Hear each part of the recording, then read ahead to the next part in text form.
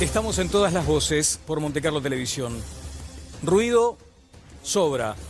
Lo que faltan son nueces. Al ruido del posible yacimiento de petróleo se le puede sumar aquel que generó UPM hace un tiempo. Vamos a hablar de eso más adelante. También algunos citan el caso de la regasificadora o el de Puerto de Aguas Profundas. Por ahora, eso, ruido, las nueces, o sea, los hechos concretos, tangibles, aún no aparecen. Ahora, si para tener este tipo de decisiones que comprometen a varias generaciones, que condicionan, digamos que al resto de la vida, hay que ir con cautela, bueno, yo prefiero eso, al tranco y con cuidado se llega más lejos, dicen. Igual tengo un dato emanado hace un par de minutitos del Poder Ejecutivo, de la Torre Ejecutiva, y es cuestión de horas para firmar el acuerdo marco. El acuerdo marco hay que pintarlo y que todavía la pinturita quede linda, si es posible. Ahora, acá también en este ámbito hay gritos, y a ustedes eso les consta, pero también tenemos la posibilidad de, entre los gritos, escuchar a gente muy lúcida, los panelistas y también nuestros invitados, que en este caso son Ramón Méndez, doctor en Ciencias Físicas y director de Planificación de la Intendencia de Montevideo. Ramón, buenas noches, ¿cómo le va? Bien, un gusto estar con ustedes. Igualmente para nosotros, Raúl Viñas, activista, ambientalista. ¿Qué tal, Raúl? ¿Cómo anda? Muy bien, por suerte. Y el señor diputado Pablo Abdala, del Partido Nacional. Pablo, ¿qué tal? ¿Cómo anda? Hola, Daniel, un gusto. Gracias por la invitación. En minutos estaremos con gente que además es reconocida por su sensatez y sus sentimientos también, pero veamos por dónde se canaliza la discusión de este asunto central: el hallazgo de algunas trazas que permitirían pensar en un yacimiento petrolífero. Pero en la continuidad del tema nos vamos a Argentina, porque hablamos antes del acto eleccionario legislativo, vamos a hablar ahora con datos concretos. En ese sentido, creo que Ale tiene algunos comentarios para hacer. Ale Labraga, buenas noches, ¿cómo te va? Muy buenas noches, Daniel, muy buenas noches para todos. Y simplemente como para ingresar en el tema, hacer un pequeño análisis de lo que ocurrió en estas elecciones, que recordemos que son de elección parcial, es una renovación parcial del Parlamento, tanto de diputados como de senadores, a diferencia de lo que ocurre aquí en Uruguay. Y esto además marca como una especie de bisagra, de punto bisagra, en el marco de los 2 años que lleva de gobierno Mauricio Macri y los 2 años que le restan. Y por un lado es importante remarcar, por ejemplo, que la extensión de la victoria, en este caso de Cambiemos, se ha consolidado como, podemos decir, una de las victorias más importantes de los oficialismos desde el año 1983, un punto que no ha pasado desapercibido. Por otro lado, también remarcar que Cambiemos ha obtenido, Daniel, victoria en lugares tan importantes como Capital Federal, con Carrió, que a pesar de las últimas polémicas de los últimos días se ha consolidado como una figura importante. María Eugenia Vidal llevando como gobernadora también a Cambiemos a triunfar en la provincia de Buenos Aires, dejando a Cristina en un segundo lugar con una posición que ella la marca como somos ahora la nueva oposición. Y algo no menos importante que han marcado los analistas: Cristina por primera vez apareció leyendo parte del discurso que dio, o sea, como que no quiere dar ningún paso en falso. Pero además ha marcado también triunfos en provincias muy importantes y en ciudades muy importantes, como puede ser en Santa Fe, en Entre Ríos, en Salta, donde también estaba la figura de Urtubey, el gobernador, que por allí se proyectaba como una figura de recambio desde el lugar del frente de Cristina Fernández de Kirchner para el 2019. Y lo deja Mauricio Macri ahora con la misión de tratar de consolidar de acá al 2019 un 45% de apoyo de la gente para no tener que ir a una segunda vuelta, y por ahí la posibilidad que en Argentina sí se puede dar de una reelección, ¿no? La reelección, sí. La verdad que Macri en este momento lo debe estar considerando. Mónica Botero, buenas noches, ¿qué tal? Hola. Bien, comentarios con el resultado ya a la vista. Bueno, da la impresión de que los argentinos quisieron votar para sanar la democracia, no porque estuviera herida, sino porque quieren una continuidad que dé por primera vez a un gobierno no peronista un desarrollo y un final como marca la agenda constitucional. Creo que el respaldo fue claro. El respaldo de Lilita Carrió, que no es menor, que ganó más de un 50% en la ciudad de Buenos Aires. Creo que de alguna forma en el imaginario o en la realidad lo que estaban diciendo los ciudadanos es que quieren más políticos que proyecten honestidad, honor, seriedad. Creo que por ahí podrían venir algunos titulares. Bien, ya veremos qué sucede en estos próximos pasos que dará la dirigencia política. Ale, ¿querías hacer No, sí, una acotación de lo que decía Sí. Mónica, el tema de que hace décadas que un gobierno de franja no peronista no puede completar el mandato, Sí, ¿no? sí, sí. Parecía como una especie de maldición. Exactamente. Miguel Bansi, buenas noches, ¿cómo anda? ¿Cómo le va? ¿Bien? Bien, cerquita de los... ¿Puedo decirlo? Sí, cerquita de del número redondo. Dígalo, Los nadie, 60. nadie me cree, todo el mundo cree que tengo 80. Que tiene 50. Que tenga pero 60 es un por halago. favor, bueno, muy bien. Si hubiera estado en Argentina, ¿hubiera votado a quién, Mansi? La verdad que no sé. Ninguno me provoca especial simpatía. La verdad que no tengo ninguna adhesión. En algún momento estábamos cerca de los radicalistas, cuando la apertura democrática, pero eso desapareció, no anduvo. De manera que ahora ninguno despierta especial simpatía. Bien, ¿y qué lectura hace? Lecturas obvias, es difícil pelearse con los hechos, ¿no? Están las cifras ahí, lo que pasó, ya se dijo mucha cosa, da la impresión de que es el ocaso del kirchnerismo, pero como se dice esa frase célebre que se atribuye a más de uno, en política no hay muertos sino malheridos. Claro. Pero bueno, en principio el ocaso del kirchnerismo. Sí, me Lo que permite de repente- una brevísima pausa, porque sí. quiero pedirle a la producción, que veo que siempre es muy rápida, ¿no? Sí. Es una producción extraordinaria, que me busque, el que estaba muy enojado es un uruguayo, que sí eligió votar en Argentina y eligió respaldar a corrientes políticas argentinas. Si es posible, ¿eh? Lo quiero después, en un ratito me piden, en un ratito. Miguel, sí, redondee su comentario. Lo que sí me llama la atención, el veredicto de Argentina es el tema de los argentinos, pero me llama la atención los kirchneristas criollos. ¿De dónde salieron tantos kirchneristas? Además son todos frente amplistas, eso es lo que me llama la atención. ¿De quién son? ¿De Tabaré no pueden ser? Porque el tuerto nos estuvo peleando 3, 4 años con los puentes tapados. De Mujica no deben de ser, porque dijo que la vieja era peor que el tuerto. Entonces, ¿de dónde salió tanto kirchnerista? Todos frentistas, serán de Andrade, serán de Astori, de Martí. ¿Quién serán esos frentistas kirchneristas de última hora que estaban todos tan entusiasmados con la campaña de Cristina Kirchner? Eso es lo que me llama la atención.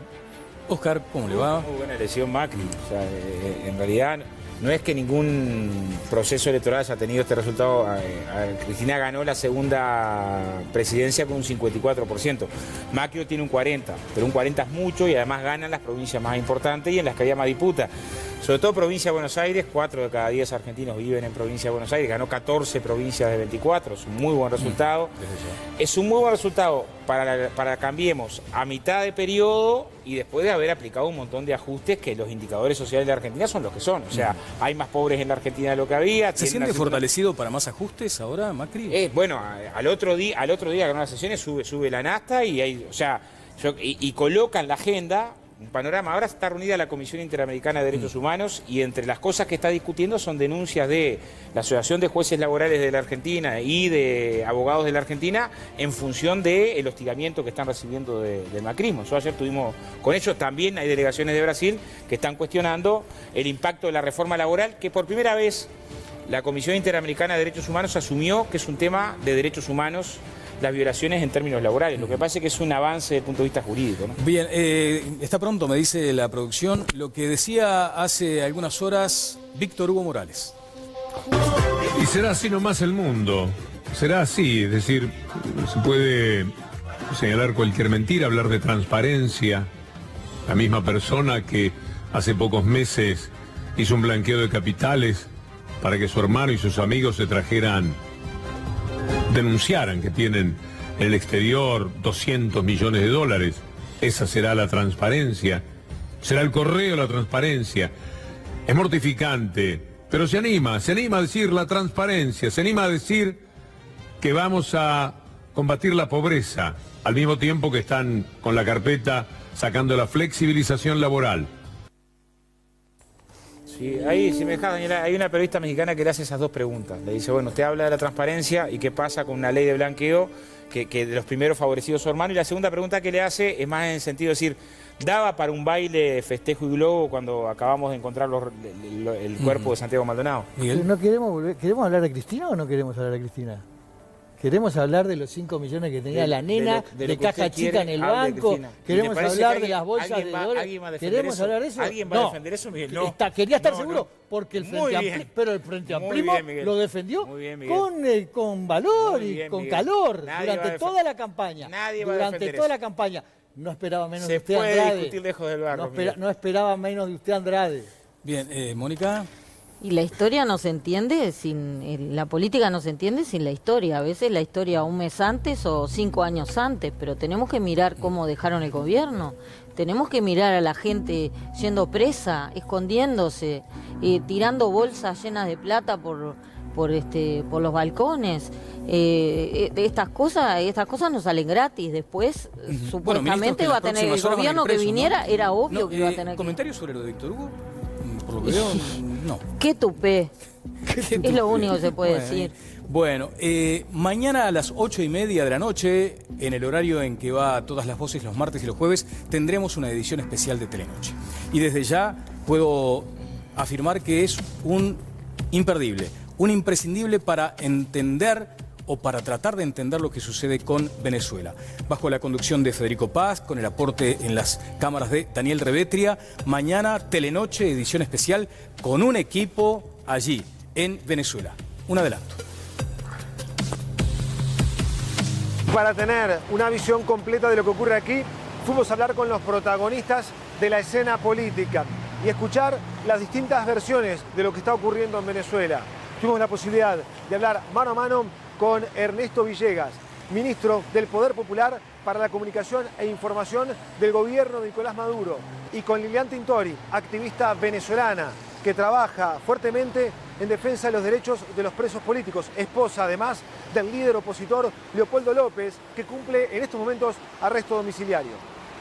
Para mí esto es un espacio de libertad que tenemos que aprovechar todos los venezolanos. Gracias a Uruguay por estar aquí en Venezuela cerquita y escuchar directamente de nosotros lo que vivimos y lo que estamos viviendo. Es muy difícil en un marco de una hegemonía existente en la prensa capitalista, que tiene un relato único a través de un aparataje que decidió tomar partido abiertamente contra la revolución bolivariana. De verdad que son espacios de libertad que hay que aprovechar. Nosotros en Venezuela cada día estamos más atrapados en una dictadura y cada vez que tenemos la oportunidad de hablarle a la región, de hablarle a un país hermano, lo valoramos mucho. No vivimos una situación de guerra como la que muchas veces se pinta. En Venezuela conocimos la libertad casi plena, diría yo, para no ser, digamos, superlativo. Es con Chávez. Usted en 3 meses va a tener su tercer hijo, una niña. Sí. ¿Qué Venezuela tendrá esta niña cuando sea adulta? Bueno, yo espero que una Venezuela en libertad, una Venezuela en democracia, una Venezuela llena de oportunidades. Este embarazo nos ha dado mucha fuerza a Leopoldo y a mí. Es nuestro tercer hijo. Lo concebimos en la cárcel, lo pensamos muy bien, lo planificamos. Y que Leopoldo ahorita esté más cerca de nosotros nos da mucha alegría, mucha esperanza y más compromiso. Pero el papá de esta niña tiene que estar en libertad plena.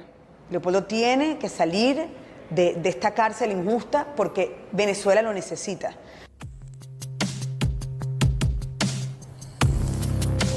Bien, felicitaciones al canal, al noticiero, a Federico y a Daniel, que han hecho este extraordinario trabajo. Me animo a anticiparles que quedarán con la sensación de que es una obra periodística que merece ser tomada muy en cuenta.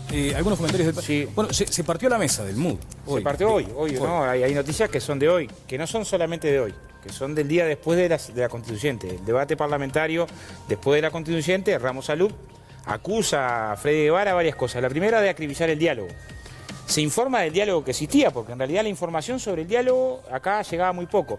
Parte del diálogo implicaba postergar la Asamblea Constituyente, implicaba integrar un candidato de la oposición al Consejo Nacional Electoral y otro que fuera de consenso. Parte del diálogo implicaba un acuerdo entre el funcionamiento de la Asamblea General. Esto lo reconoce el periódicos opositores al chavismo.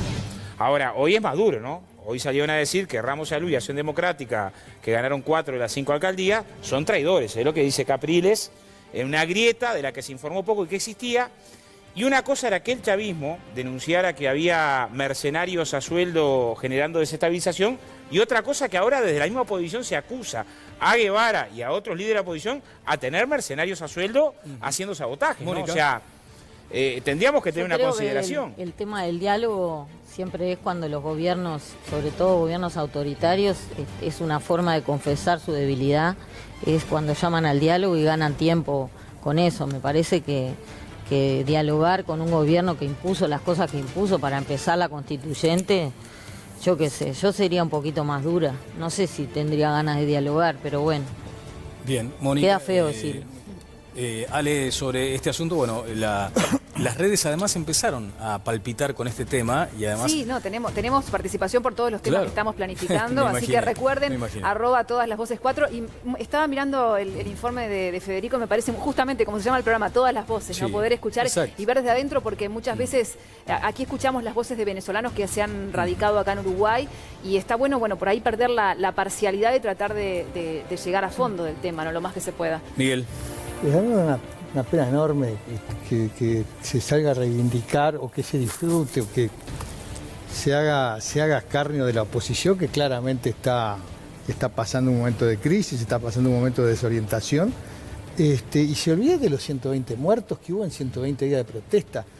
La verdad que me pega bastante que se hable ahora y se alce la voz contra la oposición cuando se cayó, mientras caía un venezolano por día durante los 120 días que duraron las protestas populares en la calle. 120 muertos en 120 días y la gente andaba de boquita cerrada. Y ahora se están regodeando con que se quiebra la oposición y hay diálogos tratando de encauzar la vida democrática y la libertad de ese país, que está claramente sometido a una dictadura por donde se lo mire y según cualquier parámetro y cualquier pauta, ¿no? Raúl Viñas nos entregó esta carpeta, vamos a seguir hablando del tema de Venezuela más adelante, sin dudas, pero ahora quiero ir al asunto central. Nos entregó esta carpeta, Viñas nos va a explicar en instantes de qué se trata. Antes, este primer informe sobre, ¿seremos en el futuro un país petrolero? Petróleo en Uruguay, el hallazgo. El pasado viernes, el Poder Ejecutivo anunció que a 973 metros de profundidad, en un pozo realizado en Cerro Padilla, en Paysandú, se descubrieron arenas con saturación de hidrocarburos. ¿Estamos en la antesala de convertirnos en un país petrolero? ¿O el anuncio del gobierno fue apresurado y genera expectativas exageradas? Por estas horas, el gobierno y la empresa encargada de la perforación, Schwebach Energy Uruguay, se abocan a determinar si se trata de un yacimiento y su explotación es rentable. Si hay petróleo, ¿es suficiente? Un estudio realizado en 2015 por la empresa Netherland, Sewell y Asociados calculó que en la zona noreste del país podrían existir hidrocarburos por hasta 1.769 millones de barriles recuperables, es decir, el 30% de lo que realmente existe y equivale a 5.637 millones de barriles. El negocio. ¿Qué ganamos? Los contratos firmados con las petroleras señalan que en caso de haber un descubrimiento comercialmente explotable, ANCAP tiene el derecho de asociarse hasta en un 50%. El Estado uruguayo recibe partes de las ganancias, así como el impuesto a la renta que afecta a los ingresos del contratista. Esto implica que al Estado le quedaría prácticamente el 73% del beneficio económico. Igualmente, quedan muchas preguntas por responder. ¿Cómo nos cambiaría socialmente pasar a ser un país petrolero? ¿Cómo afectaría nuestra imagen de país natural? ¿Cómo se distribuirá la renta petrolera? Cada pregunta de Ale y de la producción, un programa, sin dudas, ¿eh? Cada pregunta, un programa. Así más o menos se los planteo. De cualquier forma, hay una pregunta clave y ¿es bueno o no tener petróleo en Uruguay? Primero, lo que decía Raúl Viñas, ¿cómo le va? Bueno, ya lo saludé. Ya nos saludamos, Nos saludamos doble, igual no pasa nada. Pero, ¿qué es esto? Contrato entre ANCAP, Schwebach Energy Uruguay, SRL. Justamente es eso, es la ley fundamental que maneja el campo petrolero en nuestro país. Un contrato firmado por ANCAP en 2012, por el cual le da por 30 años derechos de exploración y explotación sobre hidrocarburos en el Uruguay a esta empresa. Hidrocarburos que el propio contrato define claramente, pueden ser convencionales y no convencionales, lo pone en la definición que cada vez que habla de hidrocarburos se refiere a ambos tipos. Además, en este contrato, el Estado comete una ilegalidad al aceptar la jurisdicción internacional para temas mineros en la solución de diferencias. Eso va en contra del Código Minero, artículo 19, que dice que es de orden público que que cualquier diferencia en temas mineros deberá ser resuelta por las Cortes de la República, las leyes y la jurisdicción de la República Oriental del Uruguay. Bien, vamos a ingresar en el tema porque además ha tenido la gentileza de traer una carpeta para cada uno de los integrantes del programa durante esta noche, pero cortita y al pie. ¿Es bueno o malo tener petróleo? Tener petróleo puede ser bueno o puede ser malo. Si se trata de petróleo no convencional que debe ser sacado mediante fracking, no hay forma de que sea bueno. Si además ese yacimiento posible coincide con la zona del acuífero guaraní, la contaminación del acuífero que puede terminar con nuestras termas, puede terminar con el abastecimiento de agua que hoy se hace, por ejemplo, a Rivera, Artigas, Baltasar Brun, Tomás Gómez Oro, Bella Unión y Tacuarembó. Pero no es fatalista esa mirada, Raúl. Bueno, después lo voy a explicar. La contaminación del agua es un hecho con la tecnología en el estado actual. Ajá. El doctor en física está con nosotros, Ramón Méndez, actualmente ocupa la dirección de planificación de la Intendencia. La misma pregunta, Ramón, más allá de algunos comentarios preliminares, claro. Bueno, coincido. O sea, tener petróleo puede ser muy bueno, puede ser muy malo. Hay ejemplos en el mundo donde los países han cambiado para mal desde una cantidad de puntos de vista, no solamente por problemas ambientales, sino también por problemas económicos. La conocida como enfermedad holandesa es la enfermedad típica de la economía, en la cual una economía petrolera recalienta la economía y hace que se dispare la inflación, que se disparen los costos de vida, que se disparen los salarios, y eso mata otra parte de la economía o toda otra parte de la economía. También hay ejemplos extraordinarios en el mundo que son los que han guiado desde el principio toda la construcción de la política energética en Uruguay, que en particular en el caso petrolero es el caso de Noruega, por dar un ejemplo paradigmático, en el cual, tanto desde el punto de vista ambiental como desde el punto de vista del aprovechamiento, cómo se generó un fondo que lo han imitado otros países para las futuras generaciones y no utilizar en el presente y por lo tanto ni recalentar la economía, ni gastarse en un gobierno, sino colocar en fondos por fuera de lo que es el manejo del gobierno de turno. O sea, hay ejemplos en los cuales una explotación petrolera se puede hacer de una forma razonable y que transforme virtuosamente el país. Bien. El asunto es dar los pasos para hacerlo de la forma adecuada y no la inadecuada. Hemos tenido una mirada científica y ambientalista, otra mirada científica y además calificada en estas cuestiones de la energía, la mirada política también de alguien que ha estado muy involucrado con el tema energético como el diputado Abdala. Sí, te agradezco que me des el pie, Daniel, porque yo creo que en el trasfondo o en el contexto de esta discusión hay sin duda un aspecto de carácter político que me parece que es insoslayable. Yo comparto en principio las reflexiones que aquí se hacían en cuanto a que creo que es bueno tener recursos de esta característica según el uso que le demos a los mismos, según cómo los administremos, según si advertimos o no, que debemos advertir que no son recursos que le pertenezcan a la actual generación, sino que en todo caso son de las futuras generaciones, y por eso la implementación de los distintos fondos, el modelo noruego creo que es paradigmático. Hay modelos paradigmáticos en el sentido de lo que no se debe hacer. A mi juicio Venezuela es un caso, con todas las características particulares que tiene. La enfermedad holandesa sin ninguna duda también ofrece ejemplos de cómo, aún utilizando racionalmente el recurso, exportándolo de manera importante, eso puede impactar en los distintos sectores de la economía y afectar el tipo de cambio y hacerle perder competitividad al resto de la economía. Ahora, repito, que hay un aspecto político que es insoslayable y que tiene que ver con nosotros, que tiene que ver con el Uruguay. Me parece que aquí estamos teniendo una discusión que se da fundamentalmente entre lo real y lo virtual. Yo creo que ni siquiera de hallazgo puede hablarse todavía en el Uruguay. Me parece que hay, en todo caso, una vez más, porque a lo largo de la historia han habido muchos, indicios de la eventualidad de que haya ocurrido o una migración de petróleo en alguna zona del territorio nacional, o que eventualmente pueda haber elementos que conduzcan a la expectativa de que se pueda llegar a encontrar presencia de petróleo en algún lugar del país, pero que eso no necesariamente indica que esos recursos sean explotables o comercializables.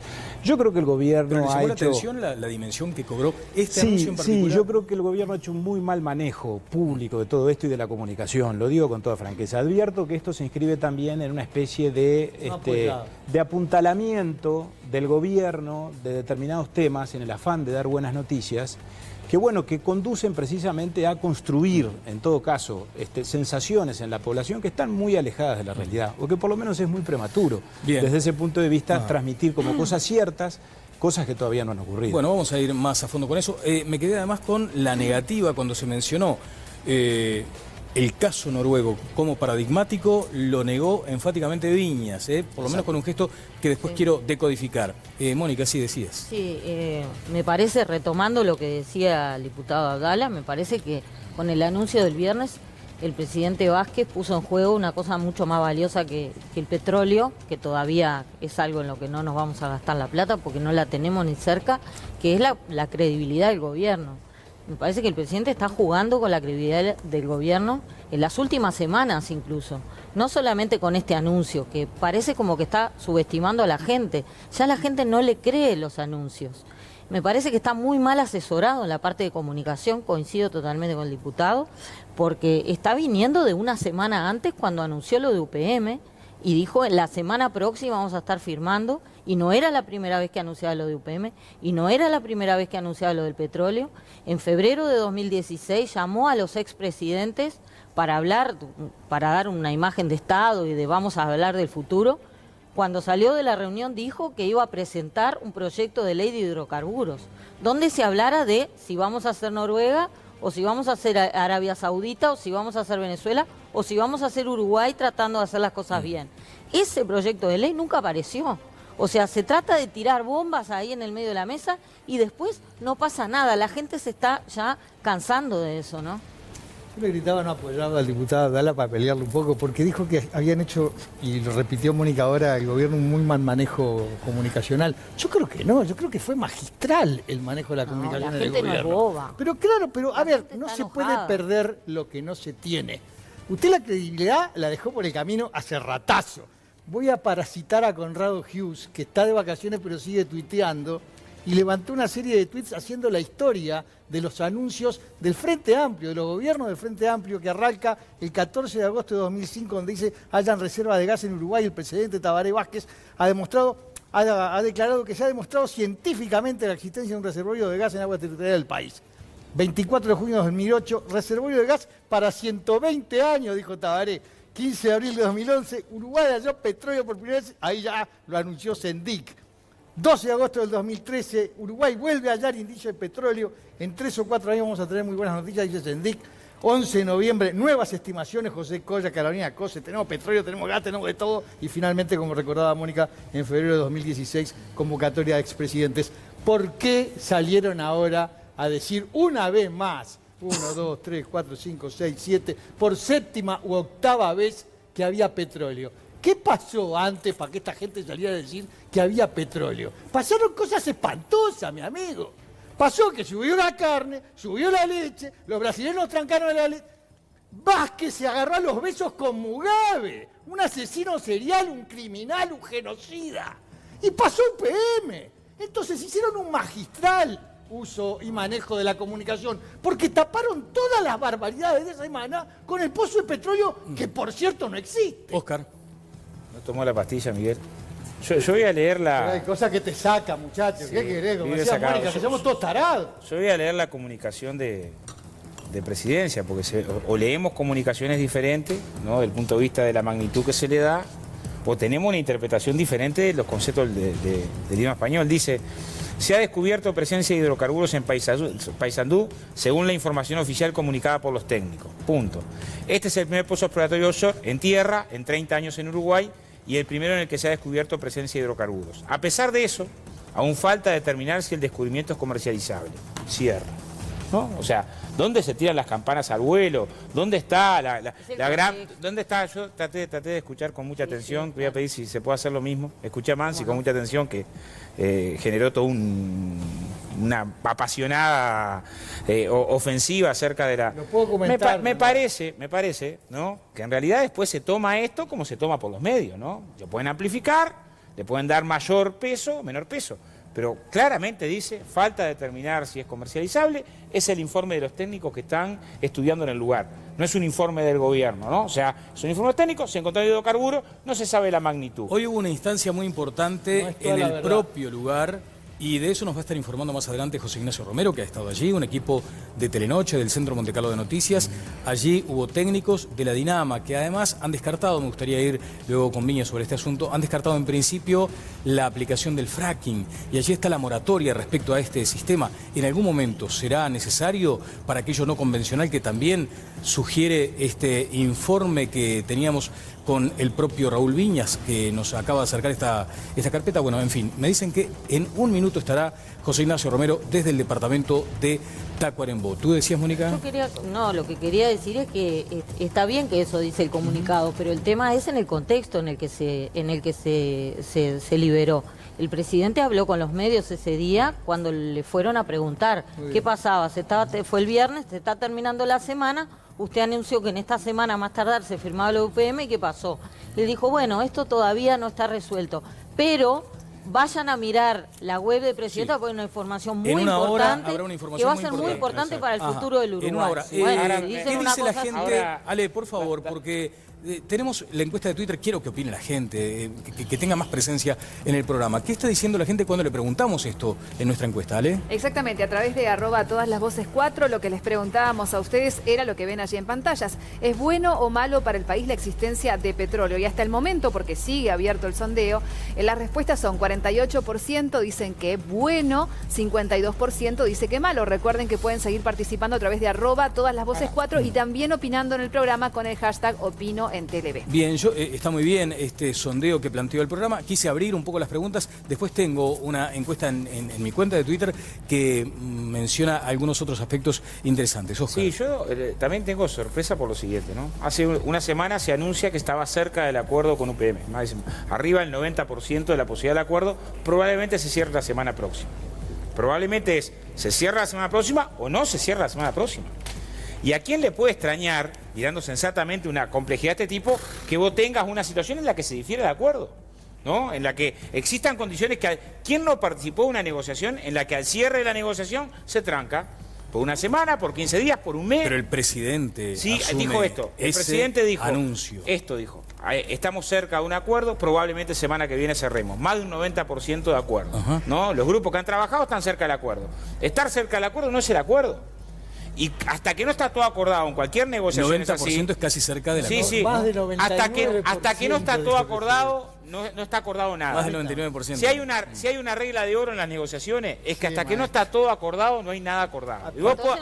Y te puede faltar la última coma y por la última coma trancarse 2 semanas. Hay una información que se hizo pública hoy, yo no la había registrado todavía. Yo la vi en la cuenta de Nicolás Lucich, un distinguido colega suyo. Sí, es interesante lo que dice Nicolás. Publicó el reporte trimestral de UPM con fecha 24, con fecha de hoy. Lo que refiere UPM respecto al estado de la negociación con la República Oriental de Uruguay es patético y está en las antípodas de lo que dijo el presidente de la República, Tabaré Vázquez, a quien yo ya no tengo por qué más creerle. Dice UPM. El objetivo de estas discusiones que se iniciaron en julio de 2016 es la primera fase de preparación que defina los prerequisitos locales de inversión. Sigue. Luego de esta primera fase habrá una segunda fase que consistiría en condicional, en un estudio de preingeniería promedio. Segunda fase esta que toma entre 1 año y medio y 2 años. Si estas dos fases, y termino con esto, textual, si estas dos fases de preparación concluyen satisfactoriamente, UPM iniciaría proceso regular en la empresa de analizar y preparar la decisión de inversión de una potencial planta de celulosa. Esto está en las antípodas de lo que viene diciendo un día sí y otro también el presidente de la República, Tabaré Vázquez. A ver si me permite, Miguel, me llama Nacho Romero. Lo que hizo muy bien en plantear ese tuit de Nicolás Lucich, porque allí lo que dice la empresa es, bueno, vamos a lo que yo decía al comienzo, ¿no? Primero tenemos el marco, después hay que tener el lienzo y empezar a pintar sobre él. ¿Qué significa pintar sobre el lienzo? Que estén prontas, por ejemplo, algunas de las obras para las que el gobierno no ha logrado tampoco activar, como era esperable, el sistema de PPP. No hay ni pliegos en la web. No hay ni pliegos en la web. Además eso, en una segunda fase lo que viene es decir, bueno, a ver cómo les fue con la construcción de esa infraestructura. Y posteriormente, en una tercera etapa, lo que se señala por parte de UPM es ahí tomamos la decisión de si venimos o no. Por lo menos así queda considerado después de... Y en cualquier momento se puede interrumpir. Yo lo lamento, a ver si entendemos. Quede claro, yo lo lamento como lamento que no es la petróleo. Miguel. Pero Mansi está hace un año diciendo que no va a haber nunca tercera planta, ¿no? Yo lo he escuchado más de una vez decir, es humo, no existe. En el caso de Fray Bento, teníamos las dos plantas, que una ya tenía movimiento de tierra, o sea, tenía la caminería pronta para instalarse y no se hizo. No estaba en la etapa de previo estudio de... Bueno, estaba... Aratiri también fue más o Por menos eso, similar, o sea, ¿no? Y eso pasó con el puente Colonia-Buenos Aires, y pasó con el plan Feni y los Malayos, y pasó, o sea, muchas de las inversiones Estamos tratando lo que dice el presidente de la República, Andrade. Sí, claro, estamos diciendo qué le dice a la gente, a los ciudadanos, el presidente de la República. Si me está vendiendo bombitas de alquitrán, hay un acuerdo marco cerca. Quiero preguntarle a la producción si tenemos... Hubo dos tweets del candidato a la presidencia, Luis Lacalle Pou, senador de la República del Partido Nacional, donde manifestó el malestar de la oposición, a tal punto que tienen pensado convocar a los ministros que están en esta situación. Estaba previsto que fueran y se suspendió, se postergó la presencia de los ministros. Eso generó malestar en la oposición. Tengo los tweets de la cuenta de Luis Lacalle Pou. Si puedo ir a ellos, me gustaría, porque allí plantea precisamente eso. El Frente Amplio suspendió la comparecencia del gobierno por tema UPM en el Senado. Siguen negando información, dice el tuit, el primero de una serie de dos, y allí está la continuación. Plantearemos a la oposición la posibilidad de llamar a sala a los ministros involucrados. Esto es lo que señalaba Lacalle Pou. La oposición está planteando ese asunto. Vuelvo al tema del petróleo, a la espera del contacto con José Ignacio Romero. ¿Está Nacho? Bueno, voy contigo, José Ignacio. Una noche en Tacuarembó, que me imagino, además tiene un clima tan particular en esta primaverita, en el pago más grande de la patria. Después te voy a dar algunos consejos, sobre todo dónde comer. Se come bien en todos lados, pero te puedo dar algunos consejos particulares. Querido Nacho, adelante, ¿cómo te va? ¿Qué tal, Daniel? Muchas gracias por el saludo, un placer estar con todos ustedes. Hace calor, ahora sí, aquí, porque donde estábamos más temprano cuando salimos en Telenoche, en el lugar donde se está realizando la exploración, había bajado muchísimo la temperatura y el viento se había enfriado de la nada, porque la tarde estuvo muy intensa, muy calurosa. Aquí ya estamos en el centro de Tacuarembó y es mucho más cálido, más ameno el clima.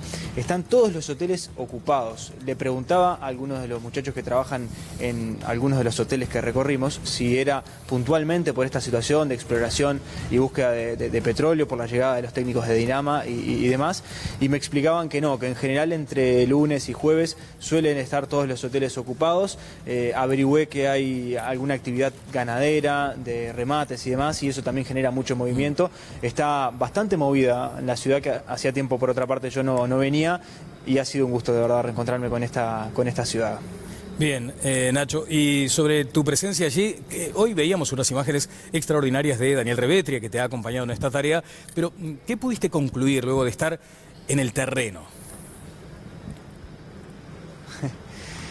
Bueno, primero que nada, lo primero que se me viene a la mente es el tema de la Ruta 26, que ya está bastante destruida por el tránsito de camiones de leña, y me imagino que si se confirma que hay petróleo, o si por lo menos se van a continuar con los estudios y aumenta el tráfico hacia ese punto del país, hay que hacer algo urgente, porque la ruta así no puede estar.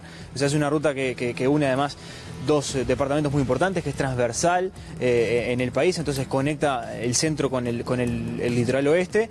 Y hay que hacer algo rápido, porque de verdad que está bastante mal. Hay tramos que de verdad no se pueden transitar. De todos modos, sobre todo cerca de Tacuarembó, que es donde anduvimos nosotros, se está trabajando, y ahí a la salida de la ciudad por lo menos está en buen estado. Pero a medida que se empieza a avanzar en la misma, se vuelve totalmente caótica esa ruta. En el kilómetro 154 de la 26 está la entrada para el predio donde está realizando la exploración Swedbank Energy Uruguay, que está a 5 kilómetros aproximadamente de la Ruta 26. Ese camino también está completamente destruido. Me imagino que arreglarlo dependerá de los resultados de los estudios que comenzarán mañana con la llegada de los técnicos de Dinama. Pero la primera reflexión es esa, es el estado de la ruta, que es inevitable no pensar en eso, porque es por donde uno transita.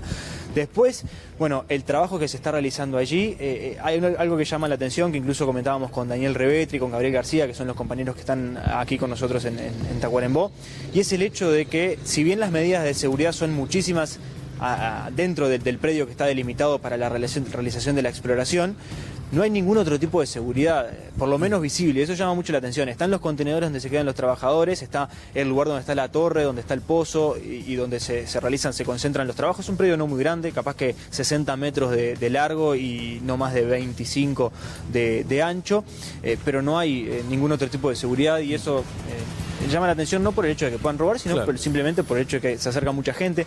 Incluso uno de los trabajadores me comentaba que de días atrás, cuando se realizó una manifestación contra la exploración de la explotación, sobre todo de hidrocarburos, y reclamando la salida de estas empresas internacionales que están aquí en este punto del país, había uno de los manifestantes que volaba un dron por encima de la planta y había mucho viento, y ese dron se cayó varias veces, no sobre los que estaban trabajando, pero sí en la zona, porque es una zona que tiene mucho viento, por lo que me decía uno de los que trabajaba allí, que nos advertía que con el dron que operaba Daniel Revetria no podíamos pasar mucho por encima de donde están realizando esos trabajos. Pero la seguridad también viene por ahí, ¿no? Porque es un sitio que va a generar controversia. Si ya la genera ahora, me imagino si son resultados positivos, va a generar mucho más controversia todavía. Claro. Entonces, también hay en ese punto algunas cosas que hay que analizar una vez que se confirme el hallazgo, si es que se confirma de este yacimiento, ¿no? Bien, muchas gracias, Nacho, y además tendremos tu trabajo con algunas conclusiones de la visita de algunas autoridades ambientalistas allí y también del propio ministerio. Gracias, Nacho, por interno de paso la recomendación, porque no voy a quedar mal con todos los restaurantes de ese querido departamento de Tacuarembó. Son todos buenos, eso es lo que les puedo garantizar. Me dijo el otro día Claudio Gaucher, el presidente de la Sociedad Uruguaya de Geología, creo que hizo la precisión correcta de qué se había encontrado. Vamos brevemente a eso y luego vengo con el panel. Lo que apareció fueron indicios de hidrocarburos líquidos. Indicios, que no significa un yacimiento. Exactamente. Bien. ¿Qué vio Schwebach en esa zona, en ese paisaje, que le hizo suponer que ahí debía ser la perforación? Bueno, ya había habido algunas perforaciones en la misma cuenca. Es la cuenca norte, que a su vez es parte de la cuenca de Paraná. Y algunas perforaciones habían dado algunos indicios similares a estos. Incluso alguna perforación de ANCAP en Achar, un poco más al sur, había dado indicios de petróleo libre. De este indicio pasamos a un yacimiento, serían noticias importantes a nivel continental. Claro. Raúl Viñas. Bueno, quería aprovechar lo que dijo Mansi recién. El informe de hoy de UPM es muy interesante porque marca que la empresa lleva ganados, después de pagar impuestos, lo que no hace aquí en Uruguay, evidentemente, lleva ganado más de 700 millones de euros. Y la mitad de esos 700 millones de euros ganados en los primeros 9 meses es el negocio de la celulosa. Gran parte de esa ganancia es justamente la planta de Fray Bentos, donde al no pagar impuestos, la empresa gana más que en cualquier otra planta del mundo. Solo para tenerlo en cuenta. Volviendo al tema que estábamos hablando acá, se ha hablado del ejemplo noruego, un gran ejemplo. Yo sería un atrevido si dijera que Noruega ha hecho algo mal en ese tema. El problema es que nosotros no vamos en ese camino, todo lo contrario. ¿Por qué? Para empezar, aquí estuvo el director del Fondo Noruego y expresó claramente, si ustedes van a hacer tratos con las petroleras, tengan perfectamente definido el marco legal previamente, porque si no las petroleras harán lo que quieran. Aquí no tenemos el marco legal definido. Ese es un gran punto que tenemos de entrada directamente en contra. ¿Es una asignatura pendiente, Ramón? No, yo creo que se dieron los pasos adecuados en el sentido siguiente.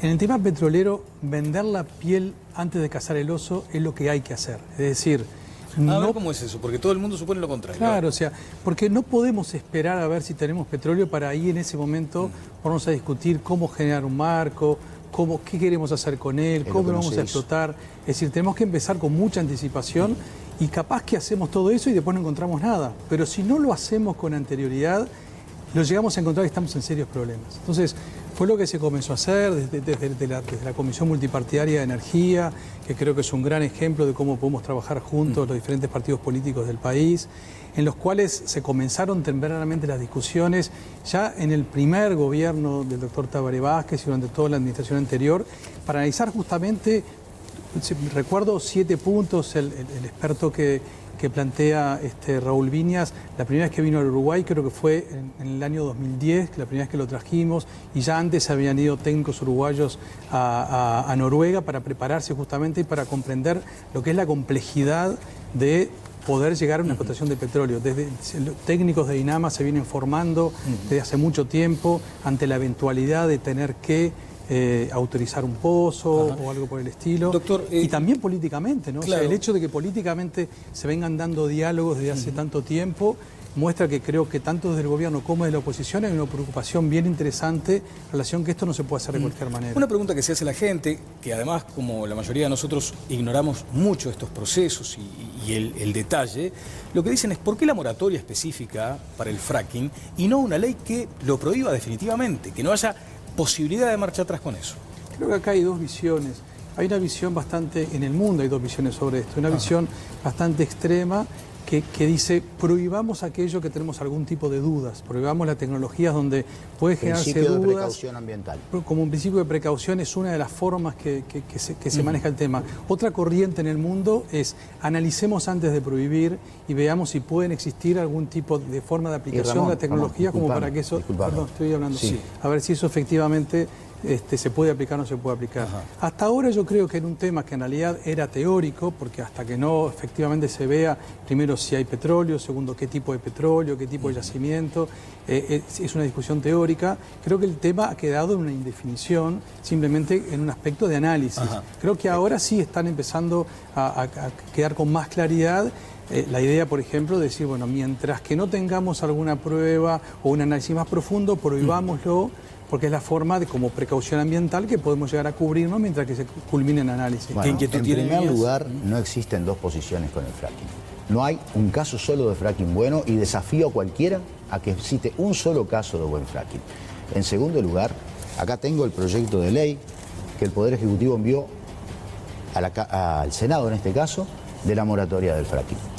Este proyecto de ley es inservible. Prohíbe por 4 años, genera una comisión que debe estudiar en esos 4 años para enviarle un informe al Poder Ejecutivo que por su sola inacción habilitaría el fracking en 4 años y un día, sin que haya habido ninguna opinión técnica que haya mostrado un cambio sobre eso. Por otra parte, Ramón, y tú formabas parte del gobierno anterior, decreto 148-2013, se crea la comisión hace 4 años atrás para estudiar el fracking. Trabajó muy intensamente. ¿Dónde están los informes? Está lleno de informes. No los publicaron. Bueno, y si ya están los informes de esa comisión que trabajó 4 años, ¿por qué ahora tenemos que formar otra? Bueno, ¿Por qué? ¿Dónde está el plan de trabajo aprobado en el año 14? Bien. Yo creo que lo que hay es efectivamente un poco lo que venía contando recién. Es decir, una cosa es vender la piel del oso antes de cazarlo y otra cosa es vender la piel, comprar el cuero, hacer absolutamente todo. Pero tú decías que teníamos que tener la ley antes. En cada momento hay que dar los pasos adecuados para ese momento. Hasta cierto momento, discutir o reglamentar sobre cosas que no existían, que eran teóricas, que eran en el aire, bueno, hasta cierto momento tiene sentido, después de otro simplemente es hacer cosas teóricas. Creo que ahora me parece que estamos en una etapa diferente, donde hay mayor información, donde hay mayor conocimiento y donde hay mayor expectativa de que eventualmente se pueda tener que explotar petróleo en Uruguay, tengamos esa posibilidad, y entonces ahora empieza a tomarse las decisiones en serio. Pero Ramón, nos estás diciendo dos cosas diferentes. Un día de esto... me gustaría que hablara Abdala, porque si no dos cosas diferentes. Te pido disculpas, pero dice que tenemos que prever la ley. Raúl, vengo el jueves, si tú me interrumpes, si yo te interrumpo, la gente no va a entender. ¿Cuál es la inquietud? Pero además quiero que participe el señor diputado Abdala. ¿Por qué tú entiendes que hay dos visiones en lo que acaba de decir Méndez Porque Galay? Primero nos dijo, tenemos que tener la ley antes, que es lo que propone la gente de Noruega, cosa que no se hizo, y después nos dice, tenemos que esperar a que las cosas más o menos estén definidas para empezar a definir la ley. No, el marco legal debe estar antes. Bien, tiene que esa ser es tu inquietud. A ver, la respuesta Las empresas breve. necesitan seguridad jurídica para trabajar. Hay documentos colgados en la página web, hay mucha jurisprudencia a nivel internacional. Uno tiene que hacer, hay toda una etapabilidad. En función de cada momento que se encuentre el proceso, son ciertas cosas que hay que hacer. Indudablemente, lo que hemos hablado con el equipo de Noruega en particular, es que la ley tiene que estar pronta, votada, antes de empezar a explotar. O sea, la posibilidad de que antes de que se empiece a explotar hidrocarburos es imprescindible tener una cantidad de cosas cerradas. Pero vamos a hablar de este cada asunto, momento, entonces, y eso está colgado en documentos de más de un centenar de páginas, más de un centenar de páginas de contenido donde se analiza en cada momento, en cada etapa, qué es lo que hay que hacer antes de esa etapa. para estar cubiertos. Está ¿no? bien. Eso es lo que se ha cumplido hasta ahora. Gracias, Ramón. Volveremos eventualmente a este punto que me parece de alta sensibilidad, porque además impacta en el resto de la gente. El presidente Vázquez, convocando a los presidentes de mandato cumplido de la democracia, da una idea de que esto se trata de una política de Estado. Más allá de que creo que la calle Pou ha señalado que, bueno, hay que fijarse también en el futuro, no tanto en el pasado. Y hay que decir, bueno, convoquemos a los actuales líderes de la oposición. ¿Sobre eso, Pablo? Sí, yo sobre eso voy a aprovechar el símil que utilizaba el doctor Méndez, ¿no? De cazar la piel del oso y de vender la piel del oso y después cazarlo. Yo creo que ya llevamos la piel del oso vendida varias veces. Ahora, el oso no aparece, francamente lo digo. En el tema petrolero, como en otros temas, me parece que eso ha sido el estilo y la característica de la conducción del gobierno. En el año 2015 nos prometieron varias cosas. Nos prometieron un plan de inversiones en infraestructura de más de 20.000 millones de dólares. Nada se ha cumplido. Con un componente de inversión privada que está muy lejos del guarismo que en aquel momento se anunció, con un componente de inversión pública que está mucho más lejos todavía de lo que ocurrió, de lo que en aquel momento se anunció. En ese contexto estaba, por ejemplo, el tema de la tercera planta, el tema de la celulosa, de UPM. El gobierno en esto, cuando yo hablo de mal manejo, le quiero aclarar a Mansi, hablo de mal manejo no desde el punto de vista del interés partidario del gobierno, hablo de mal manejo desde el punto de vista del interés del país. Me parece que en eso fui claro y él me interpretó bien. Mal manejo en el sentido de un manejo, a mi juicio, lo digo con toda sinceridad, deshonesto, incorrecto. En el caso de UPM es evidente. ¿Por qué se suspendió la comparecencia del día de hoy? Porque el gobierno primero quiere firmar, no sabemos qué, porque ha negociado en secreto, ha llevado adelante tratativas con esta empresa en condiciones que solo conoce el gobierno. Y sin embargo va a venir a informarle al país, supuestamente que para el gobierno será cumplir un trámite simplemente, y a los partidos de la oposición que representan por lo menos el 50% de la opinión pública en el Uruguay, cuando todo esté resuelto y el interés del país esté comprometido. Con el tema de la regasificadora nos está pasando otro tanto. Venimos de un fracaso muy grande, esto lo hemos discutido muchas veces con el doctor Méndez, que fue protagónico de aquellos episodios, cumplió un papel protagónico, y sin embargo ahora se nos anuncia un memorándum de entendimiento con Shell, con una multinacional con la que se negocia desde hace un año, en secreto, no sabemos en qué términos, y supongo que en algún día le informarán al país cuando lleguen a alguna conclusión. Y con esto del petróleo, lo que tiene en común, o tienen en común todos estos proyectos tan disímiles uno del otro desde el punto de vista ontológico, digamos así, es que al mismo tiempo lo que se apuntala es que estas cosas son muy buenas para el Uruguay y que estamos camino a tener una nueva planta de celulosa y de tener una regasificadora y de tener petróleo, y no tenemos nada, porque no tenemos nada. En materia, pero déjame desarrollar un poquito la idea, un poco para compensar en algo si es posible. Yo discrepo profundamente con lo que decía el doctor Méndez en cuanto a que el presidente haya actuado bien en términos de que ha avanzado en crear una determinada estructura jurídica y una determinada institucionalidad. No, el presidente ha ido por esos caminos para transmitirle a la población la sensación de que estamos cerca o de que hemos conquistado ya algo que no tenemos. Y comparto el análisis que hacía Mónica hace un rato. La ministra ha dicho, hay que actuar con prudencia, hay que actuar con cautela. Los términos del comunicado lo dicen. Ahora, quiero recordar lo que dijo hoy la doctora Leda Sánchez, por ejemplo, exdirectora de minería de este gobierno, que dijo: los términos del comunicado del gobierno parecen hechos por un escolar, porque desde el punto de vista técnico son absolutamente inconsistentes, lo dijo ella. Ahora, desde el punto de vista político tienen un gran valor, porque generan una sensación, la sensación que provocó el presidente cuando le dijo a los periodistas: vean el comunicado, miren que va a haber un gran anuncio. Claro, después la ministra dice: no, hay que tener prudencia, hay que actuar con cuidado. Ahora, hoy estamos teniendo este debate porque el presidente fue el que generó este escenario donde nos estamos moviendo todos. Y ustedes se trasladan hasta Cerro Padilla y van los demás canales porque se ha montado un escenario y estamos demasiado lejos. Lo decía muy bien Miguel hace un rato. En el 2008 se dijo: encontramos un reservorio de 2 yacimientos de gas que son para abastecer al Uruguay y a la región por 120 años. Y yo digo, si esto que pasó con esta empresa Petrel es tan importante y nos pone tan cerca de ser productores de petróleo, ¿por qué no se generó el mismo entusiasmo y el mismo fervor petrolero el año pasado cuando esta misma empresa en Piedrasola y en Salto hizo 20 perforaciones y dijo lo mismo, que había encontrado petróleo? Este es el primer pozo. Sí, Miguel, por favor. Siguiendo la línea y retomando la primera intervención del diputado Atala, cuando dice: estamos hablando hay que distinguir lo real de lo virtual, de lo eventual, de lo que no existe, del humo, de las burbujas de alquitrán.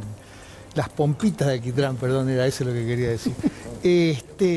Siguiendo la línea del entrevistado que intervino antes, cuyo video pasó usted por ahí, que habló de la cuenca del Paraná, que esto forma parte de la cuenca del Paraná, la cuenca norte del Uruguay y tal y cual, resulta que se lee en la propia página web de esta empresa semiclandestina lo siguiente: de confirmarse un yacimiento comercializable, sería el primero en la cuenca del Paraná, que comprende un área de más de 1.200.000 kilómetros cuadrados y abarca parte de Brasil, Argentina, Paraguay y Uruguay. En Brasil, y este es el dato interesante, en Brasil se han hecho arriba de 150 perforaciones profundas y no hay ningún yacimiento de petróleo. Y acá metimos una con unos esquistos bituminosos y estamos vendiendo la piel del oso. ¿Quién hizo esta prospección?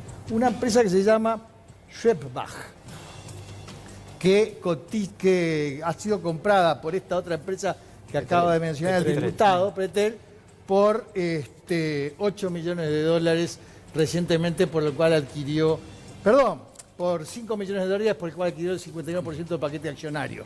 Se lee hoy en la prensa que 8 millones de dólares es la inversión mínima que demandará la segunda fase de exploración que lleva adelante esta empresa. La empresa vale 11 millones y van a gastar 8 en explorar. Se están timbiando la plata, son unos aventureros. Esta empresa es la Cosmos del mercado de hidrocarburos. ¿Quiénes son estos muchachos? La Cosmos dice, por aquella aerolínea. Imagínense la del fraude, la del remate fraudulento. Ahora, le fue bien en las acciones en la bolsa, porque el día que anunciaron esto... Dura hasta pasado mañana. Bueno, ya sé, pero la burbuja de petróleo Alguien ganó plata, sí. Alguien ganó plata. Mónica, con el anuncio de Vasco. Gracias, Miguel. No, era eso. Yo pensé que Miguel iba a eso, a que Petrel ganó un 125%, se apreciaron sus acciones al día siguiente del anuncio del presidente. Yo qué sé, da para pensar. Es evidente que si están anunciando que encontraron petróleo en un lugar, pueden llegar a subir las acciones. Llevó calma a sus acciones. Pero bueno, en una de esas ya no vale 11, vale un poquito más. Vaya Oscar, a saber. Es el capitalismo, me guardo el insulto de colocar. ¿Cómo funciona el capitalismo? ¿No? El capitalismo funciona con especulación, funciona con lo que se muestra, funciona con acciones, funciona con una timba financiera, de una burbuja financiera que multiplica varias veces la capacidad de producción real. Ese es un problema del capitalismo. No es un problema, tener un sponsor presidente de la República, no es un problema ni de Tabaré Vázquez, ni del Frente Amplio, ¿no? En todo caso es un problema del capitalismo. Lo segundo, yo no tengo datos como para decir son todos unos truchos, capaz que Miguel sí, ¿no? Pero sería bueno que seamos serios en ¿no? Y la ausencia para una acusación tan dura, ¿no? Nada que ver con los muchachos que están buscando ahí petróleo, no tengo mucha información, pero en todo caso tenemos que tener un poquito más de serenidad que solamente el valor de la empresa para hacer apreciaciones tan duras, porque en definitiva después generamos un marco. Hay dos marcos posibles. Uno, el del acuerdo multipartidario, que es sobre temas de energía. Uruguay llegó a consenso. Después un trabajo largo, en general de las cosas que se reclama es sobre algunos temas construyamos política de Estado. Y en general sobre el tema de energía se llegó a consenso. Otro es el camino de que a todos tenemos que buscar la suspicacia y la chicana. Y entonces si lo dijo porque lo dijo y si no sale, ¿no? O sea, pareciera que vamos a ver la película, yo qué sé, Caperucita y el lobo y querés que el lobo se coma a Caperucita. O sea, estás en la perspectiva de cuanto peor mejor, ¿no? Entonces, si la inversión de UPM no se hace, mejor. Si las exportaciones, parece que mejor. Si el petróleo no hay, mejor. Si esta empresa resulta que se cae, mejor. Bueno, está complicado el cuanto peor mejor. Como perspectiva, porque haces política, parece que está buscando que el dato de desempleo suba y no baja. No, ¿cuándo discutimos el desempleo? Cuando llegó a 9, no cuando bajó. ¿Cuándo discutimos las exportaciones? ¿Quién dijo aquello de Lito Alfi? Fue que dijo, en las películas de Tarzán hinchamos por los leones. Claro, pero digo, tenemos razones para hacer suspicacias. Estos son los del remate trucho, un remate trucho armado de pluna. Estos son los del puerto de agua profunda, de la Ratirí, de la Ragastiriado. Estos son los del título de licenciado vicepresidente de la República. Estos son los que fundieron ANCAP y le costaron 800 millones de dólares a la gente. Estos son los que iban a cambiar el ADN de la educación. Hablando de ese y sigue. Entonces, ¿cómo no vamos a hacer suspicacias? Me permite, por favor, sabe que el que estuvo respondiendo en su cuenta de Twitter este hallazgo fue quien promovió la búsqueda y quien ejerció en su momento la presidencia de ANCAP, que llevó a estas decisiones. Lo notaron como muy contento con el anuncio que se hizo en la página de la presidencia. Raúl Sendic, esto señalaba en su cuenta de Twitter. A ver. Petróleo en Uruguay. Felicitaciones al equipo técnico de ANCAP. Un buen indicio. Hay que seguir trabajando al igual que en la plataforma. A fines de 2009, ANCAP, bajo la presidencia de Raúl Sendic, firmó un contrato con la filial uruguaya de la empresa estadounidense Schwebach Energy, la que el pasado viernes encontró indicios de hidrocarburos en Paysandú. Con Sendic a la cabeza, también se promovieron rondas en el exterior con los principales jugadores del negocio petrolero. Ello llevó a la francesa Total a buscar petróleo en la plataforma marítima, aunque sin éxito. Este hallazgo de petróleo en Cerro Padilla reivindica la gestión de Sendic. ¿Cambia el juicio de valor sobre su trabajo al frente de la mayor empresa del país?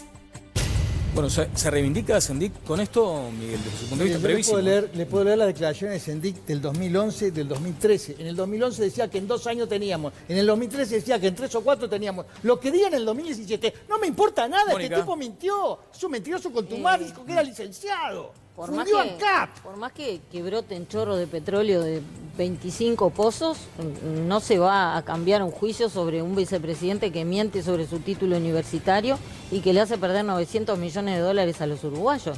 ¿Qué tiene que ver eso con encontrar petróleo? Yo me gustaría, dimos varios debates sobre ANCAP, por lo menos 4 o 5 debates sobre ANCAP, ¿no? O sea, la referencia de que la gestión de ANCAP hace perder 900 millones de dólares es gruesa. Es gruesa. Hubo 1.300 millones de dólares, de inversión en ANCAP, ¿no? 1.300 millones de dólares votadas por unanimidad. Por unanimidad, la votó el gobierno y la votó la oposición en la ANCAP, ¿no? O sea, parte de lo que nos trae a luz la comisión investigadora de las 90 y pico de resoluciones es que las resoluciones sobre las inversiones fueron votadas de consenso. También por el director de ANCAP del partido Mansi, que ahora se desprende, no tuvo nada que ver en las decisiones sobre el tema ANCAP, ¿no? Ahora, ¿es pérdida que se haya hecho la regasificadora? ¿Es pérdida las plantas que se hicieron en 33? ¿Es pérdida? Bueno, yo tengo una evaluación diferente acerca de ese número grueso que ayuda a entender poco sobre ANCAP. Ayuda a entender poco sobre algunas obras desde el punto de vista ambiental, ayuda a entender poco que hubo problemas con el endeudamiento de ANCAP en el corto plazo y hubo problemas con la programación de las inversiones, sin duda. A día decir que se perdieron 900 millones de dólares, bueno, es una definición gruesa y difícil de demostrar para el debate de ANCAP, que por suerte tuvimos como 3 o 4 programas debatiendo sobre ANCAP. Vamos a... ¿Qué dice la gente en la calle? A ver, el micrófono de todas las voces salió y además tengo datos con Ale Labraga, datos interesantes sobre el otro asunto que se viene o que retomamos, que es el del fracking. Pero ¿qué dice la gente de la calle en el micrófono de todas las voces? ¿Es bueno o malo para el país la existencia de petróleo? Espero que sea bueno, pero creo que en los países que hay petróleo siempre terminan en lío. Creo que va a ser malo, porque habilita la posibilidad de la realización del fracking, que es una técnica que contamina el medio ambiente. Y en parte es bueno, ya que vamos a estar más autosuficientes, no vamos a depender tanto del petróleo extranjero. Creo que es bueno. Malo. Me parece que vamos a tener que esperar un poquito más para saber si va a ser bueno o malo. ¿Es bueno o malo para el país la existencia de petróleo? Y bueno, creo que siempre va a ser bueno. Notable, buenísimo. Me parece que bueno. Complejo, problemático y ojalá que sea bueno para todos. La concesión va a estar dada a una empresa extranjera, o sea, el Uruguay no sé qué va a poder aprovechar de eso. Sí es comercializable, para la ecología el petróleo no es lo mejor, hay que dejar de lado el petróleo. Problemas geológicos muy importantes en el momento de la extracción. A mí me parece que es algo que sería más bien negativo que positivo. ¿Es bueno o malo para el país la existencia de petróleo? Muy lúcidas todas las opiniones. Una de ellas me llama complejo, problemático, ojalá sea bueno, decía alguien. Y me parece que en esa línea hay muchos uruguayos. Seguro. Complejo seguro, problemático también, por supuesto, y ojalá sea bueno. Datos sobre el fracking. Ale Labraga. Sabés que estaba leyendo, Daniel, y haciendo hincapié en el tema de las redes, a Martín Barrero, que es de Unidad Popular, que participa siempre activamente del programa, y mandó hace un rato un tuit que dice: Unidad Popular ha impulsado justamente una ley anti-fracking en el Parlamento, ¿no? Como aporte también, así que muchísimas gracias. Hablando del fracking, que muchas veces se habla con la palabra fracking o del fracturamiento hidráulico, y por ahí no sabemos exactamente de qué estamos hablando, ¿no? Tenemos algunas imágenes por allí de algunas animaciones para para compartir, pero para que ustedes entiendan, en el subsuelo puede existir, ahí ya estamos viendo algunas imágenes, en el subsuelo pueden existir tanto gas como petróleo atrapados entre las rocas, ¿no? Estoy tratando de hablar en los términos más llanos posibles para que todos podamos entender. Para intentar buscar, por ejemplo, los hidrocarburos que están por allí atrapados, lo que se hace es una perforación vertical que luego pasa a ser paralela al suelo hasta llegar, si la copa fuera la roca, digamos, hasta llegar a golpear la roca con fuerza, ¿no? Para justamente tratar de destruir la roca, lo que se envía es agua, también arena para después, cuando la roca se destruye, para que no se vuelvan a juntar esas partículas. Y ahí viene el tema, los productos químicos, ¿no? Que son decenas y decenas de productos químicos. Esa agua que llega con fuerte potencia rompe la roca y luego se extrae, entonces, todo este componente junto con, por ejemplo, los hidrocarburos. ¿Y qué se hace después? En algunos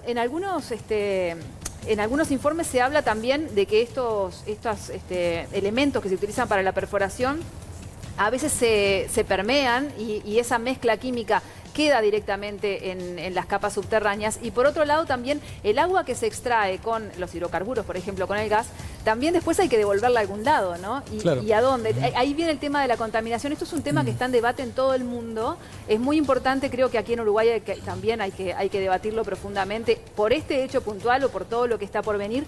Y también el tema de las energías renovables, ¿no? Si el país va a apostar, como lo estaba haciendo, por ejemplo, con el tema de la energía eólica, etcétera, al tema de las energías renovables, o se va a agarrar todavía estas energías que están en decadencia en realidad en muchas partes, ¿no? Claro.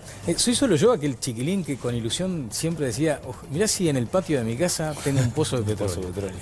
Yo lo decía sistemáticamente. 5 de oro. Y resulta que ahora estamos ante una situación complicada. O sea que no era tan bueno que hubiera encontrado petróleo en el patio. Ahora, vamos a volver sobre el tema del fracking, con Viñas, también con el resto de los panelistas y además con Méndez Galain. Decía algo Ale Labraga, es verdad. En un momento se vio el impulso del viento promoviendo un cambio en la matriz que fue monumental y que además ha sido valorado no solo aquí, sino también en varios países del mundo. ¿Y ahora qué sucede con esto? Pero en todo caso queda pendiente esa pregunta. Sobre el fracking, usted entiende que no hay dos miradas en el mundo sobre No hay dos miradas en el mundo. Eso de YouTube, que uno le acerca un encendedor a una corriente, a un hilo de agua y se enciende. El gas metano principalmente migra dentro del agua y termina saliendo a la superficie.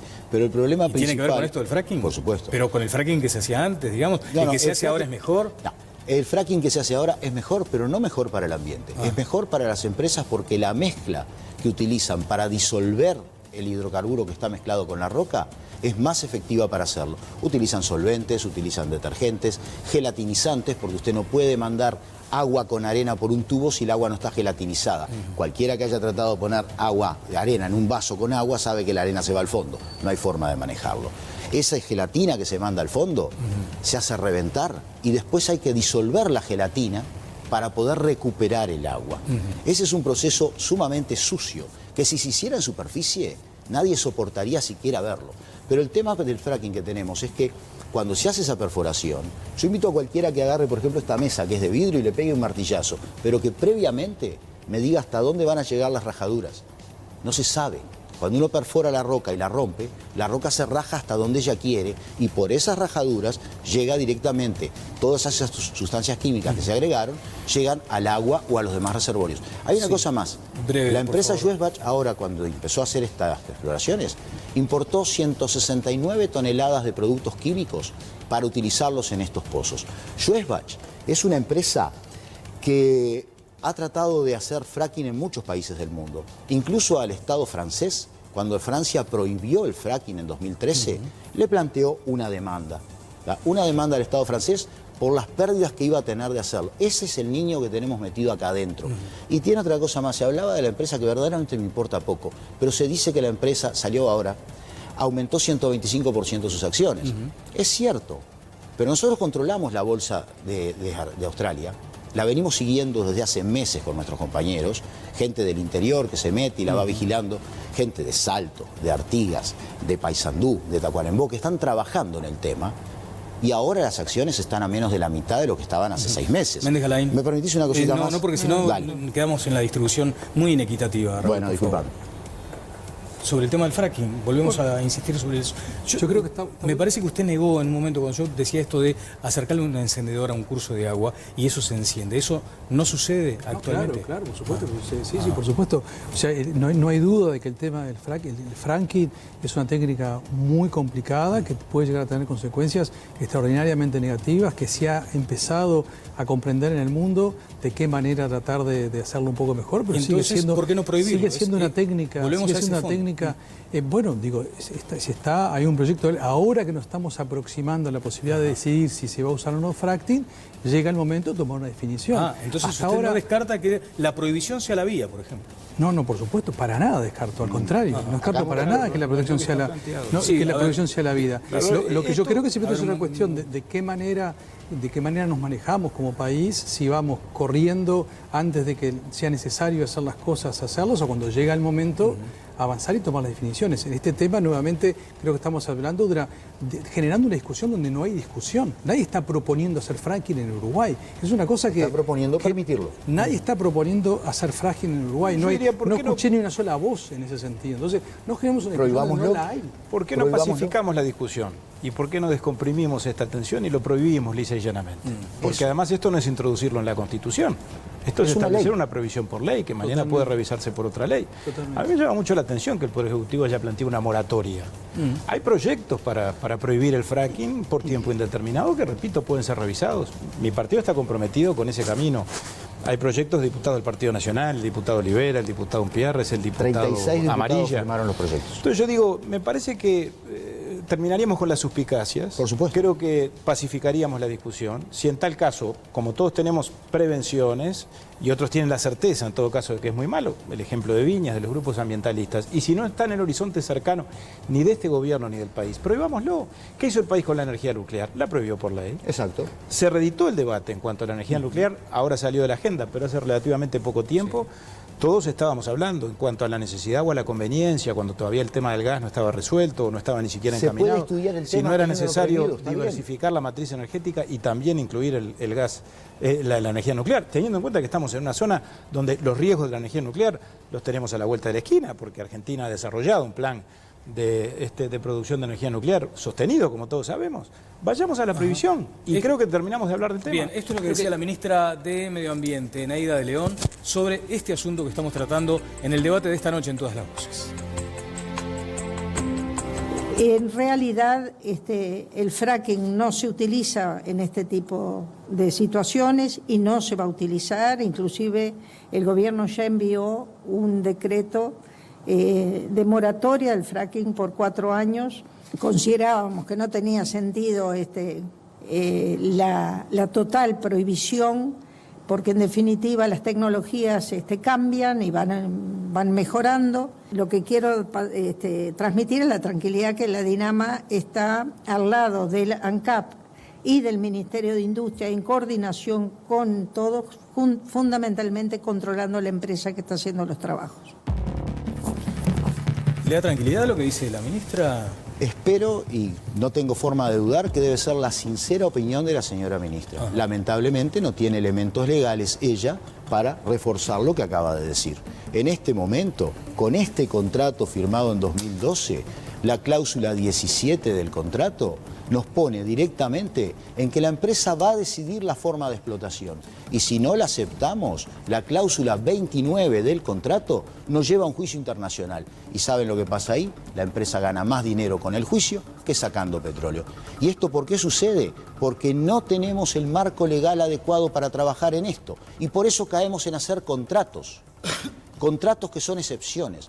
Las empresas y la gente que hizo este país no trabajó con contratos especiales, trabajaban con el marco legal del país. Y cuando había alguna duda con el marco legal del país, se iba al Parlamento a modificarlo, como hemos ido nosotros para que se prohíba el fracking hasta que se demuestre que sea totalmente inocuo. Doctor Méndez Galay. Sí, bueno, creo que hay que informar adecuadamente para que la gente tenga tranquilidad. El contrato ese plantea con claridad diáfana que las técnicas de extracción que efectivamente pueden utilizarse tienen que ser previamente aprobadas por la Dinama, porque de lo contrario no hay ningún tipo de derecho a reclamo de absolutamente ningún tipo. Entonces, esos son los contratos que están firmados. nos asesoramos en los mejores abogados que conseguimos internacionalmente, porque sabíamos desde hace mucho tiempo que efectivamente ahí donde se jugaban muchas veces los partidos en los temas del petróleo, en tener buenos abogados más que en tener buenos geólogos, es decir, de prepararse adecuadamente, porque en general se trata de empresas que saben mucho de esto. Y si no nos asesoramos con los mejores expertos que conseguimos internacionalmente, podíamos llegar a caer en algún tipo de dificultad. Justamente lo que es interesante es que estos contratos y esta forma en la que Uruguay ha llevado adelante es la etapa de exploración en la que estábamos hasta ahora, ha sido muy elogiada porque justamente, en particular, hemos seguido nuevamente el caso de Noruega, donde nos han permanentemente auditado y analizado la forma en que se lleva adelante las cosas. Y si evidentemente si uno toma un artículo y no lee la globalidad y no comprende la globalidad con expertos, sino simplemente uno se autoerige en experto y simplemente leyendo un artículo sin entender nada de cómo funciona el mundo del petróleo, intenta sacar alguna conclusión, hay grandes chances de que se tome. Tengo los comentarios finales del panel. Sí, una línea, Daniel, sobre esto, que es una consideración también de carácter político. Yo creo que aquí hay una especie de acción refleja con relación a todo esto y que tiene que ver con algo que me parece que es fácil de entender, y es que el petróleo tiene mejor prensa que el agua. Creo que en el imaginario para la gente el agua es un recurso que abunda, que no vale tanto, por más que todos sabemos que vale mucho y que lo tenemos que preservar hacia el futuro y que el país tiene una riqueza inconmensurable en esa perspectiva, y el petróleo es algo lejano, algo que, por cierto, nos va a transformar para bien y nos va a hacer ricos y felices si logramos tenerlo y si logramos tenerlo en abundancia. Y yo creo que en esa circunstancia y en el afán que, repito, el gobierno y el presidente de la República en particular ha tenido por convertirnos en un país petrolero, somos un país petrolero en todo menos en la inexistencia del recurso petrolero. Bueno, yo creo que también ahí hay que inscribir esta discusión de ir por la moratoria y no por la prohibición.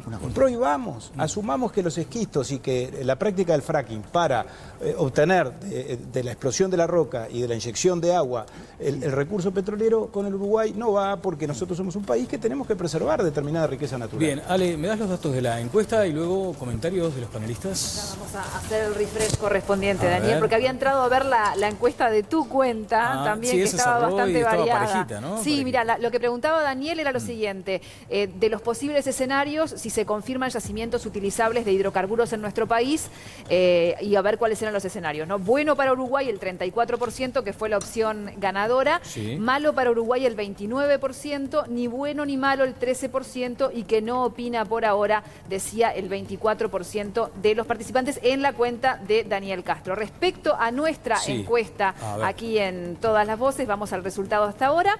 ¿Es bueno o malo para el país la existencia de petróleo? 55% opina que malo, 45% opina que bueno. Se amplió un poquito la diferencia a partir de los últimos minutos, ¿no? Sí, ahí sobre el tema de la fractura hidráulica. Independientemente de que ambos caminos pueden tener el mismo resultado, o sea, la moratoria, si después de determinado tiempo de moratoria existen datos para extender la moratoria, para prohibirlo definitivamente o para revisar la posibilidad de moratoria, es el mismo efecto práctico que la prohibición. Yo no tengo reparos con la prohibición. Me parece que también es un instrumento que, desde el punto de vista de la señal, porque en realidad la circunstancia, no tengo reparos. Me parece que desde el punto de vista práctico la discusión es igual. Si la moratoria fuera por 10 años, por un ejemplo, ¿no? Es la misma discusión desde el punto de vista práctico, pero además como este debate, el miedo, a ver, eso nos pasó con la primera planta de celulosa, que en un momento había una lógica que de golpe iban a aparecer de todo, pescado con 2 cabezas y se iba a generar una vaca flujo. Y de golpe el miedo es un vehículo rápido, ¿no? Entonces también tratar de dar el debate de una cosa que claramente nos va a tensionar desde el punto de vista ambiental, aún sin fracking, o sea, la exploración de petróleo, aún sin fracking, nos va a tensionar fuertemente desde el punto de vista ambiental, dar señales desde el punto de vista de que en eso los cuidados van a ser los máximos, más cuando no tenés experiencia para atrás, yo no tengo reparto. ¿De acuerdo? Esto tiene un punto en común con el discurso que viene ensayando el gobierno. Estamos en busca de la bala de plata, del gol salvador, del centro a la olla, entramos a cabecear y ganamos sobre la hora. Esto es de los que no tienen agenda. Entonces necesito que pase algo extraordinario. En lugar de apostar al trabajo consistente, al proyecto, a la idea nueva, no. O viene OPAM, o viene la regasificadora, o viene hoy el petróleo, como hace 200 años que venimos ensayando esto, que es el niño con el pozo en el patio, o el 5 de oro, o la lotería, o el mago Merlín que nos arregle la vida. Hay que trabajar, ¿vio? Un poco como pozo, dije, porque estábamos hablando. Un poco como cierre de la reflexión final. Me parece que este tipo de grandes decisiones que afectan el futuro, las generaciones que vienen y todo lo que ya estamos todos de acuerdo, me parece que se basan también en un consenso general y en una confianza hacia quien está conduciendo la negociación. Yo estoy de acuerdo en que tiene que haber reservas, por ejemplo lo de UPM, que tiene que haber cierta reserva en la negociación, que tiene que haber la mayoría del país votó por confiarle esto a quienes soy el presidente de la República, a quienes lo acompañan en el gobierno. Pero me parece que también tienen que hacer un poco de devolver esa confianza, dando una idea de que, bueno, quien está manejando esto sabe hacia dónde va o tiene los cuidados que debe tener y está rodeado por gente que sabe lo que le va a decir y lo que tiene que hacer. Si bien lo de nosotros no es una encuesta, sino que es una mera sondeo, consulta a quienes opinan, me da la impresión de que ese escepticismo, que puede resultar sorprendente y que hasta es mayoritario, se basa en la desconfianza que genera quien nos está dirigiendo. No nos da una seguridad, no nos da una...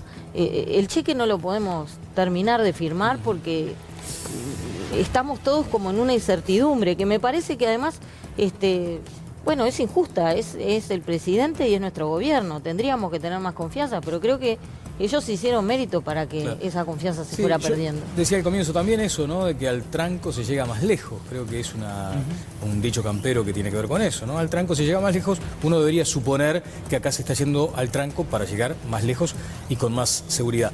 Vamos a hacer una pausa. Tengo un consejo de Adela Braga. Luego regresamos a todas las voces. A ver. Exactamente, Daniel, porque atención, en Paganini y Rossi te ofrecen un 30% de descuento en un gran colchón, con 5 años de garantía y a un precio chiquitito.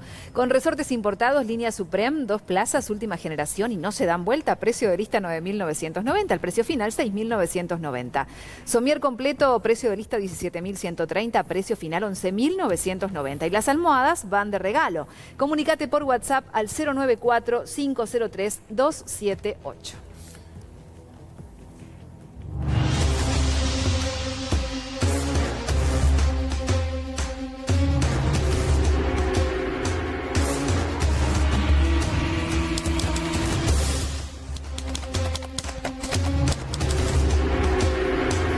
Atención, queremos contarte que en Montecable las promos son increíbles y con débito BBVA además insuperables. En octubre contratá todo el entretenimiento en alta definición.